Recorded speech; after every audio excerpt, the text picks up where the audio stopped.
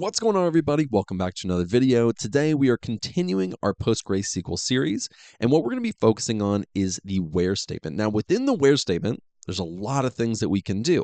We're going to be focusing on conditional statements as well as logical statements as well. If you want the data that we are working with, you haven't been following along this series yet, I'm going to leave a link to this right here. This is just our script in order to create our tables and insert our data into them. So let's come right over here. Before we actually start writing anything, I do want to show you this really quick. We're going to look at two different things. We're going to start with comparison operators. Comparison operators are just a way to say, hey, I want something to be greater than something else, or I want this value to be equal to this value. It's a way where we can filter our data, and this is what we use right here. So these little less than, greater than, less than or equal to, greater than or equal to, an equal sign where one value is equal to another value. We have not equal and not equal. These are the exact same thing, just written differently. These are what we're going to be using in this lesson. You can pause here and kind of look over this if you'd like, but that's what we're going to be using in this lesson. Now, let's take a look at our data really quick. We have our character info. So we have Luke Skywalker. He's a human, and he has kind of a high net worth. He has $150,000 of net worth. Maybe I want to look at all the people who have a high net worth. And let's go ahead and write this out. So we're going to say where, that's going to be our keyword to start filtering our rows of data, where the estimated underscore net underscore worth, and we're going to do greater than. So I look at this, a really easy way to remember this is the alligator mouth right here is pointing towards the bigger one. It's trying to eat the bigger one. And so that's just how I learned it in school. But we're saying it's greater than, and let's do 100,000. So we're going to do 100, 1, 2, 3. So we're selecting all the rows from the character info table where the estimated net worth is greater than 100,000. Let's go ahead and run this. And as you can see, we now have a lot less rows because we filtered out a lot of rows where it was less than 100,000. And so now you can see we only have rows of data where the estimated net worth is greater than 100,000. Now we're just using greater than. We aren't using greater than or equal to. So if someone had exactly 100,000, they would not be included in this output. Let's do this for example. We know this is 150,000.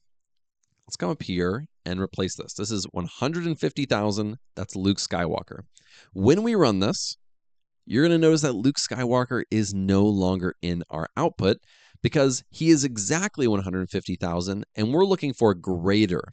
But if we do this right here, which is greater than or equal to, now he will be included because it is equal to 150,000. Let's run this. And now we have Luke Skywalker in our output. Now, just like we did greater than, we can change this to less than. So now we're going to look at all the opposite. Essentially, people will make 150,000 or less. Let's go ahead and run this. And as you can see, these people make 150,000 or less. Poor R2-D2 and C3PO, they make almost nothing. Oh, geez. And there's Jar Jar Binks making only 500. That's sad. You'd think he'd have more, but maybe it's from the, first movie that he was in. I think later on he was worth a lot more, but that is neither here nor there.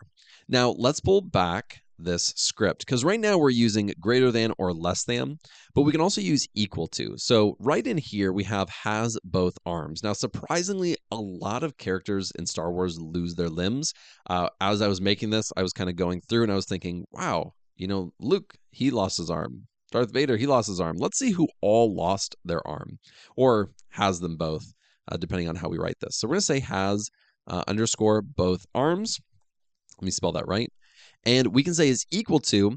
Now, if we want to specify a value, which is text, we need to put it in quotes. So I'm going to say no, N for no. So has both arms equals no. If it equals no, they'll be in our output. So now you can see here has both arms. So it's not really going to be a range of anything. Now we're looking for a hard value. It has to equal exactly this value.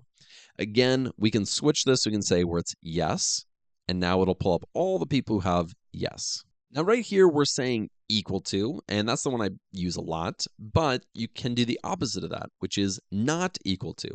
All we'd have to do for this one is add an exclamation point. So now we're going to say where they have both arms is not equal to yes. So let's go ahead and run this. And in our output, it's all of the no's. So now we're just saying where it's not a value, but it could have lots of values in its output. For example, if we came in here and we said where the species, we'll say is not equal to, and we'll do human. So for this one, we're saying we don't want it to be human in the output, but there could be a lot of other species like Wookiee, unknown for Yoda, droid, Zabrak, and Gungan, right? These are different species that we have that aren't human. If we say, just like this, which is greater than or equal to, makes this kind of like bracket looking thing, we can say the exact same thing. It'll give us the exact same output, but I tend to write it like this because this is actually a way that it's written in other programming languages that I use. I typically find myself writing it like this, but either one is perfectly fine. Anyone who knows SQL will understand the difference. Now, the next thing that I want to look at, and I'm going to pull this up, is logical operators. These work 100% in conjunction with the comparison operators. And this comes directly from the PostgreSQL site. I just took a screenshot of it. But we have and, or, and not. We can have multiple conditions and multiple comparison operators being used at the same time. So let's use the and or first. And let's say we want them to not be human, and we also want them to be really rich. And so now we're going to say, and their estimated net worth is greater than 100,000. And notice for numerical values or decimal, we don't have to use quotes because it's understood what we're looking for. At least PostgreSQL knows what we're doing. So now we're filtering it down. Now we have Chewbacca and Darth Maul. They are rich and they are not human. And so we can filter down our data using a lot of different conditions. This is one condition. This is another condition. And something to note, this is just, you may not be interested in this, but I think it's interesting, is what it's doing is PostgreSQL is evaluating this expression, this condition, and it determines whether it's true or false, which is a Boolean value. And so it says, is the species not human? If that is true, then return it. Then it says, and is this condition also true? If that is also true, it will return it, and then it gives us our output. Now, let's replace this with an or. Or means only one of these conditions have to be true. And means both conditions have to be true, like we saw. So, or species is not going to be human. So everyone who's not a human will be in this output. And then the estimated net worth is greater than 100,000. Everyone who meets that condition will also be in the output. Let's go ahead and run this. So now we have essentially everyone in our output, because Leia Organa, although she is a human, she's very wealthy. She's probably one of the most wealthy people in this entire data set. And so because one of these conditions was met, she is in our output. Now I'm going to show you the last logical operator, which is not, and I almost never use this. It just confuses me, if I'm being honest, when I have it in big, queries and things like that. So I typically don't use this at all, but this is something you can do. And I'm going to show it to you just so that you can see it. So we're going to say where the species is not human, we're going to keep that one the same, and then we're going to say not estimated net worth of greater than 100, which means the opposite if it's less than 100. Let's go ahead and run this. Now it looks like all of our humans are actually too wealthy. Let's add another 0 here and run this just for demonstration purposes. So we're looking for where the species is not human. So we have a lot of non-humans.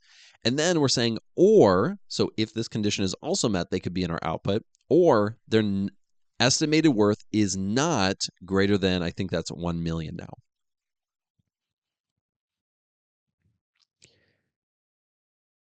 And so we're doing the opposite of this. Now we're looking for people's estimated net worth to be less than 1 million. And so it just does the opposite. Again, I don't use this that much because, if I'm being honest, it confuses me.